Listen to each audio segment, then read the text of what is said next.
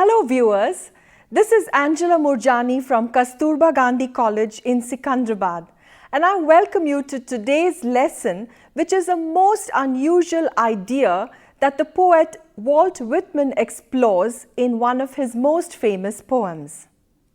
Walt Whitman was an American poet from the 19th century who began his career as an apprentice with a printer. From there, he moved on to becoming a school teacher and after that established his own printing press. As the owner of a newspaper, he was able to consolidate his career in writing and very soon had written enough poems to publish a compiled version of them in 1885, which was called Leaves of Grass.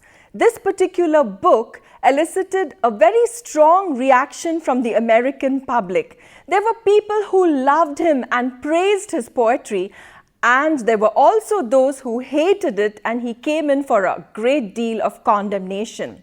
However, undeterred by the condemnation, Whitman continued to write poem after poem, which he added in new editions of his volume Leaves of Grass.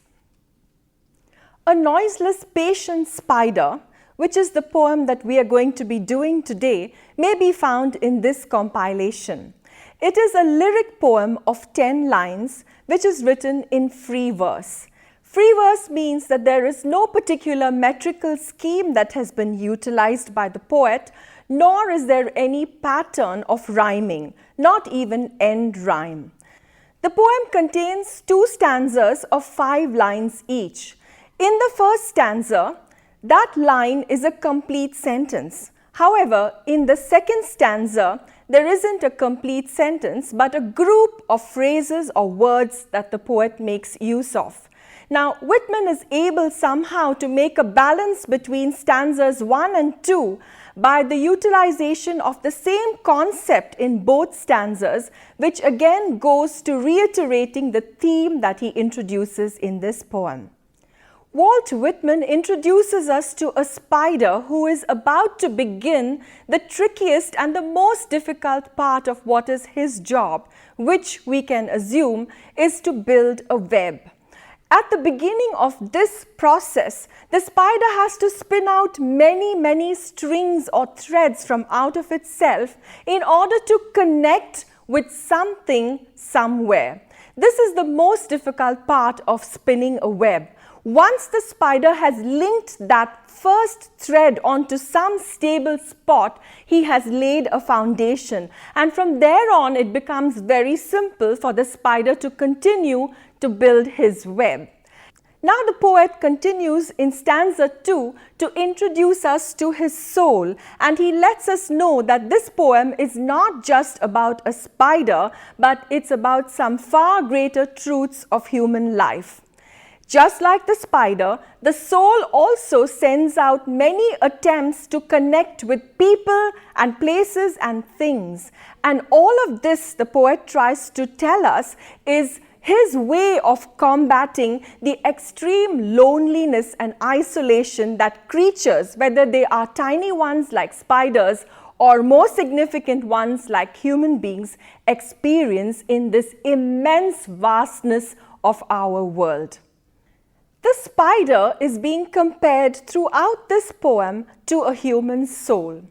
Just like the spider makes many attempts to send out filaments from its body in order to cover that vast space and create a home for itself, wherein it can then continue to trap insects that it must feed on, so also the human soul is constantly in the process of making connections or linkages with other people and things. If we consider the journey of a human soul, it is all about building relationships. Everything that human beings are involved in is about linking or connecting to other people. Somehow there is such an overwhelming sense of isolation and loneliness in this world that human beings begin from an early stage of life to try to establish rapport and contact with others. Every human activity is also linked to the same thing if you consider it for a moment. Think about bridges and roads that we build, or methods of transportation, whether they are planes or ships or cars.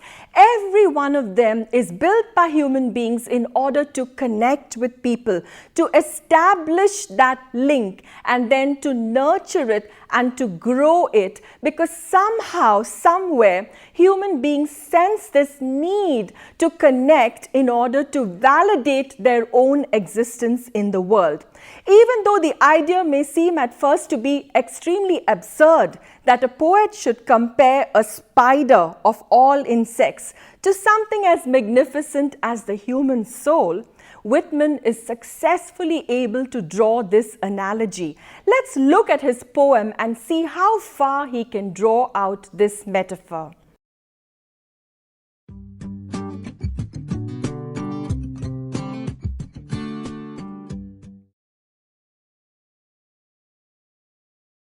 A Noiseless, Patient Spider by Walt Whitman. A noiseless, patient spider I marked, where on a little promontory it stood isolated, marked how to explore the vacant vast surrounding. It launched forth, filament, filament, filament out of itself, ever unreeling them, ever tirelessly speeding them. And you, O my soul, where you stand, surrounded, detached, in measureless oceans of space, ceaselessly musing, venturing, throwing, seeking the spheres to connect them, till the bridge you will need be formed, till the ductile anchor hold, till the gossamer thread you fling catch somewhere, O my soul. In line 1, we are introduced to the noiseless, patient spider. We find out that he is one of the main characters of the poem. If you look at the poem, now that we just read it, the first line is a repetition of the title. That should tell us something. Whenever we want to emphasize something, when we want to convey to somebody that something is very important, we use the tool of repetition. So in repeating in the first line what we already read in the title, that we are going to know right now about a noiseless, patient spider, it's very clear that Whitman wants us to pay attention to something about the character of the spider. We know almost at the end of line 1 that the poet intends for us to keep the spider in mind because it's going to play a very important role in the unraveling of this poem. By the end of line 1, the image of the spider is pretty fairly planted on the mind of the reader. Beyond that, there are certain words that the poet uses which tell us some things about the spider. Words like noiseless and patient. First of all, it's quite probable that the spider does make some noise. But in all probability, that noise is so negligible because the size of the spider is so small. I'm sure that spiders have a spider language which they use to communicate with one another. But because spiders are so tiny, we human beings are unable to hear their language. So the poet assumes that this spider is noiseless. Further, there's no way that we human beings have of knowing whether that spider was patient or not. If we think of the word patient in human terms, we would probably use it to refer to somebody who's happy to wait, someone who will try again until they achieve what they want in life. But we have no idea whether this spider was really one such or not. We can only infer that this is so because in watching the spider make repeated attempts to spin its web, it does exhibit those qualities of patience that we understand it as when we see it in human beings. Therefore, in commenting on the spider in human terms, Whitman is wanting to attribute certain human qualities to the spider. And in doing so, he's making use of a literary device that is very commonly used by poets. And this is the device of personification, wherein a poet gives human qualities to something that's not a human being at all. Again, the poet does this for a very important reason. He wants us to know that this spider is much more than a spider. It is, in fact, working to represent certain qualities about human existence. Whitman has achieved quite a lot in this first line of the poem. Not only has he given us much information about the spider, but he's also helped us to create an opinion about it. And we could find, if we think for a moment, that that opinion is beginning to be quite favorable.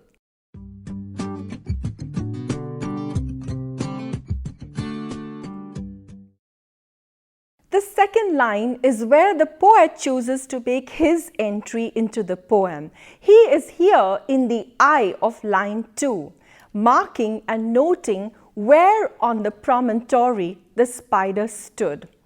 It's very important that we notice what the poet is doing. He says that he's watching every move that the spider makes. He obviously finds that the spider has chosen a very significant place on which to stand. There seems to be something very strategic about the location of this promontory. A promontory is a ledge or a cliff which overhangs a vast open expanse, either of water or of simply nothingness, and therefore this point is seen by the poet as having a certain meaning. The scene of the poem is set here. We find out that there are two main characters, the spider and the poet. One is being watched while the other is doing the watching.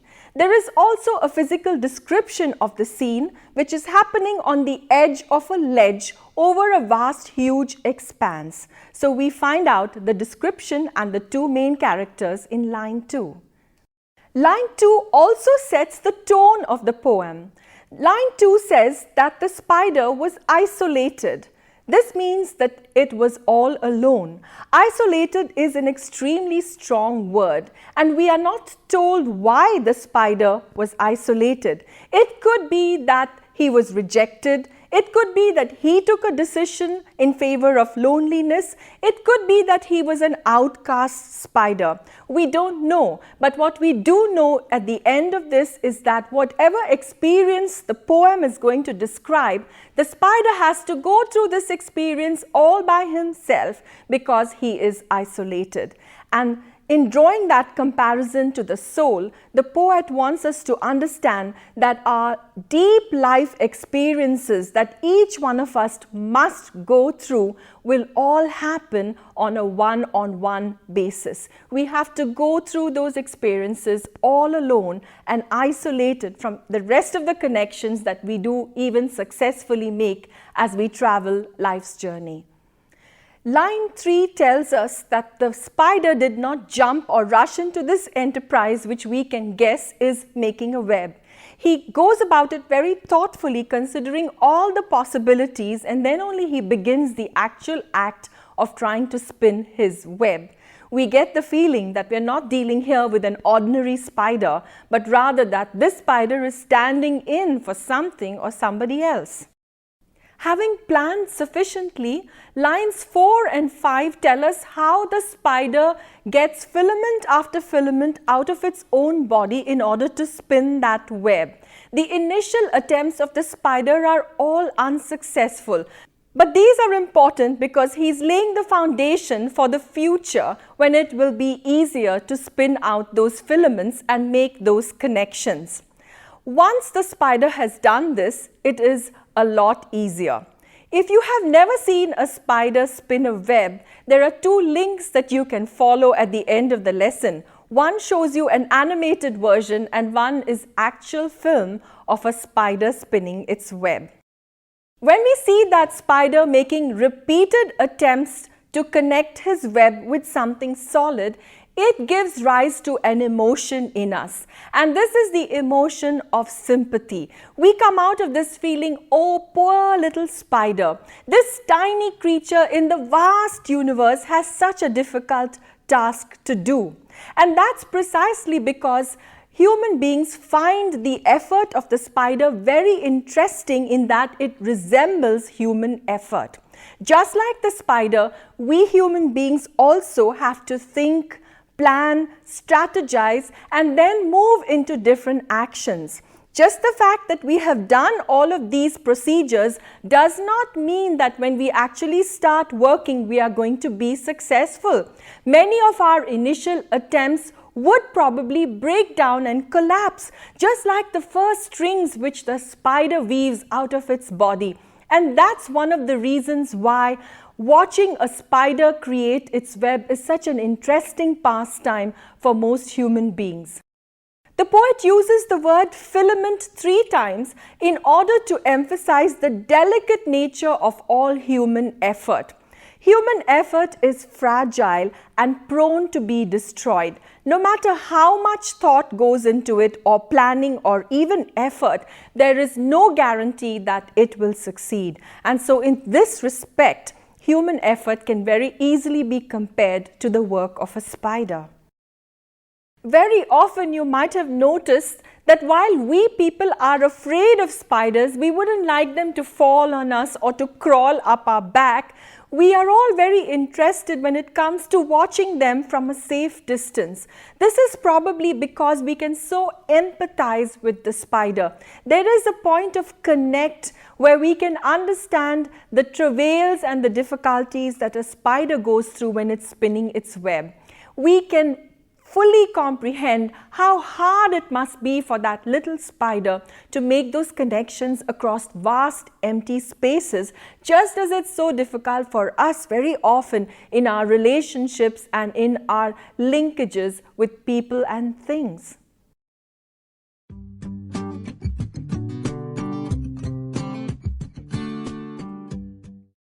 Some critics have noted the use of piscatorial imagery or symbolism taken from fishing in lines 4 and 5. In particular, the words launched and unreeling are highly suggestive of an angler or a fisherman and the work which they are involved in. Further, to strengthen these images, Whitman makes use of many other nautical symbols like bridge, ocean and anchor, and all of these take us further into that line of thought that perhaps the poet is comparing the work of the spider and the work of all human beings to a fisherman. Again, this is strengthened by the use of filament, because a filament is also that thin line or thread which a fisherman will throw and throw again and throw again until he finds the perfect spot in the water where he can launch his bait in order to catch a fish. In many ways, the work of a fisherman is highly symbolic of the work of all men in general, because a fisherman must be quiet, a fisherman must be patient, he must sit there and just wait until that bait which he has set out there will trap a fish, which will become the reward of his effort. So it's quite probable that these images are deliberately used by Whitman in this particular stanza. The first stanza also bears a very strong resemblance to a 14th century legend of Robert the Bruce, a king of Scotland. The story goes that once when he was defeated in a battle with England, Robert the Bruce took shelter in a cave. He was so discouraged, hiding from the enemy in this cave, when his eyes rested on a little spider who was struggling to build a web from one rafter to the other. Many times the spider fell as his string broke, but undeterred, the spider picked itself up and continued to attempt to build this web over and over. Encouraged by the sight of this spider, King Bruce picked up his courage. He thought that if a spider can do it, surely I can. And from here comes the dictum, if at first you don't succeed, then try and try and try again. So King Bruce picked up his courage, left that cave and went right on into a battle with the King of England, and legend has it that he won that battle. The inspiration for his stick-to-itiveness came from the spider that he met in the web. If you want to know this story in more detail, you can also find it at the end of the notes. In stanza 2, from lines 6 to 10, Whitman extends the metaphor of the spider, although we never see the spider again. The spider is visually absent, yet the emotions that were created in stanza 1 linger on through concepts that the poet continues to follow in stanza 2. Line 6 begins with the poet addressing his soul. "Oh, you, my soul," he says. And this is a huge shift. It comes as a huge shock to the reader because we can sense that there is a very dramatic shift, and at once the reader realizes that all this time the poet has been trying to make us comfortable with accepting the spider as an image for his own soul. Some people find this rather hard to grapple with, but what the poet wants us to do is to see the spider as an image or a metaphor for the human soul. In addressing the spider directly thus, the poet is making use of another very important literary tool, and this is called the apostrophe. It's said the same way as the punctuation mark, but what it means when used in a poem is that the poet is directly addressing something which is not a human being as if it were. Now, the soul is not human, but the poet is directly talking to the soul, and that is what is called an apostrophe.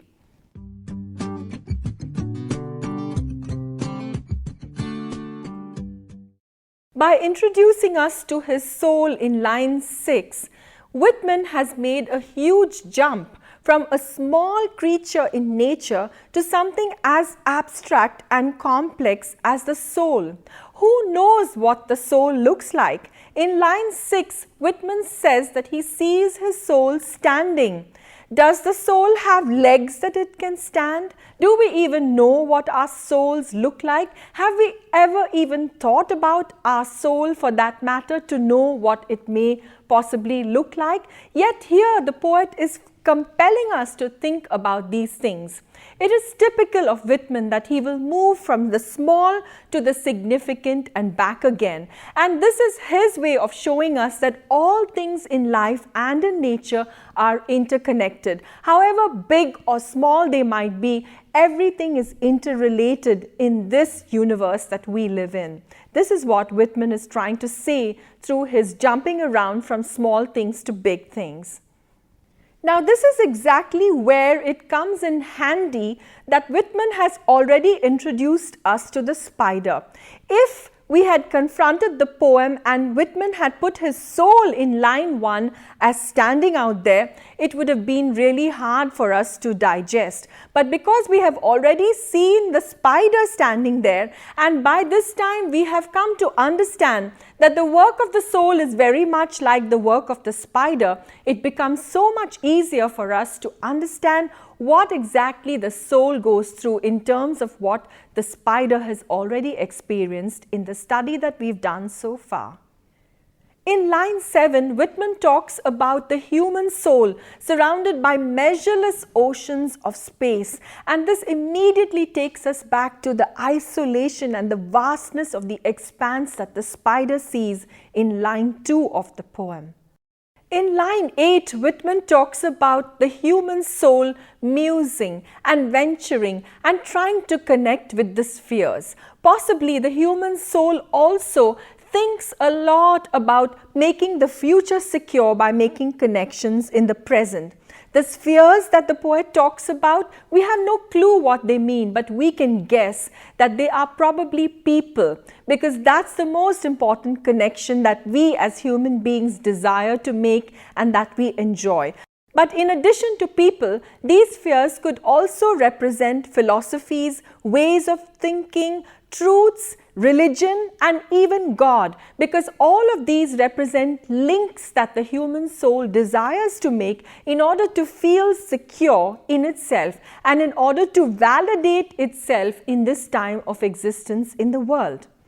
The bottom line is that whether these connections are with people or philosophies or with God, each of them is a way that the human soul seeks to find to combat the loneliness and isolation that is part of human experience.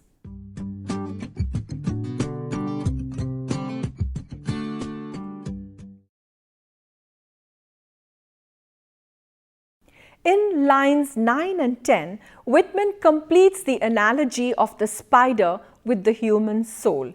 Just as in the first stanza, he described the many attempts of the spider to link or to connect itself with objects in order to build its web.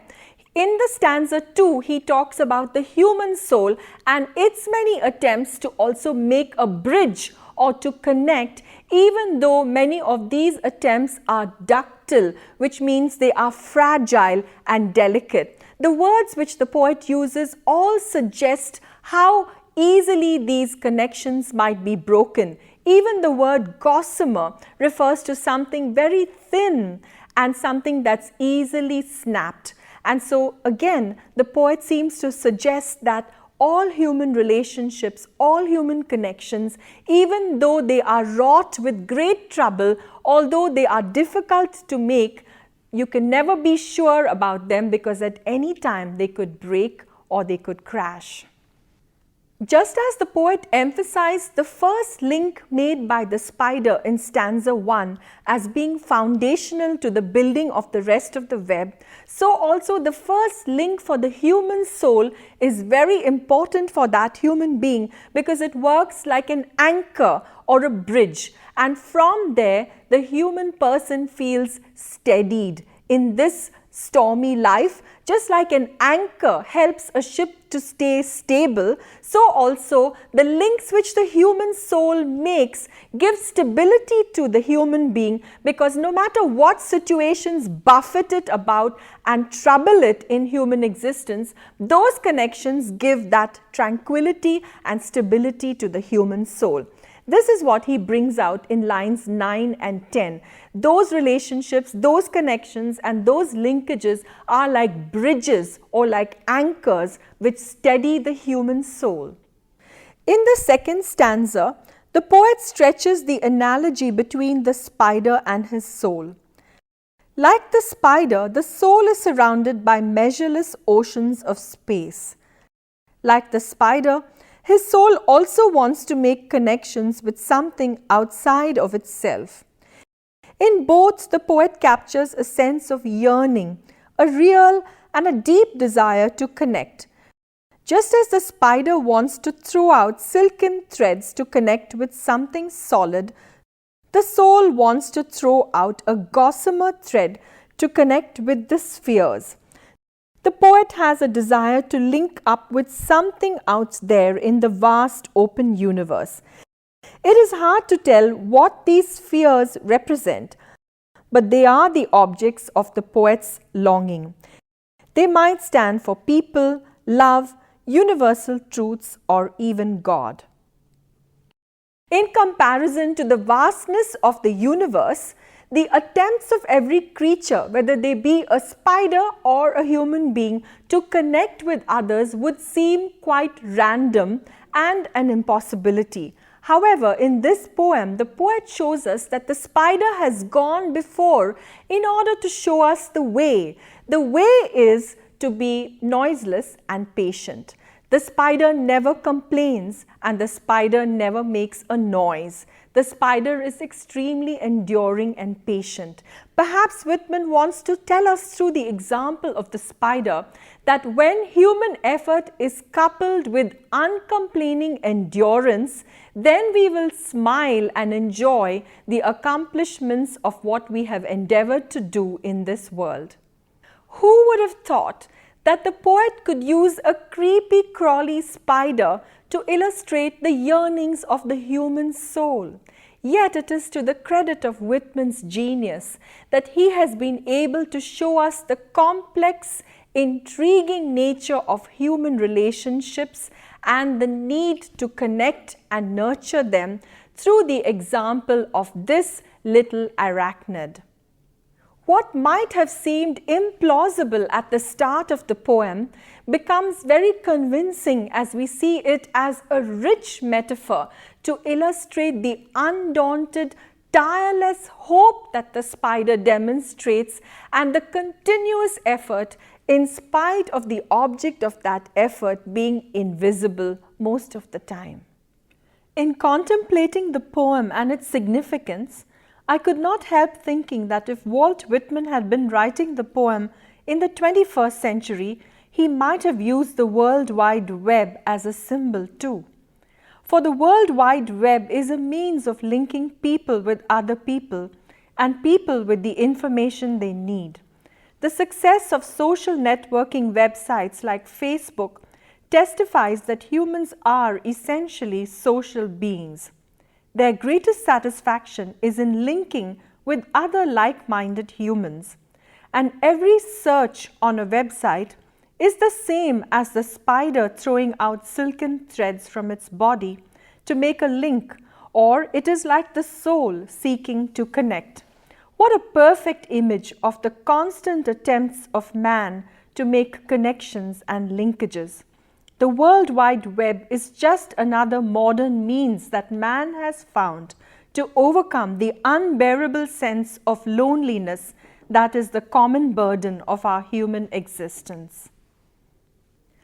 Our relatively fragile human existence must find constancy in linkages. Man's resilience and his efforts to survive in this world are demonstrated through his continuous search for meaning through relationships. And this is true whether it is so for the tiny little spider or for the supreme creation of this universe, the human being.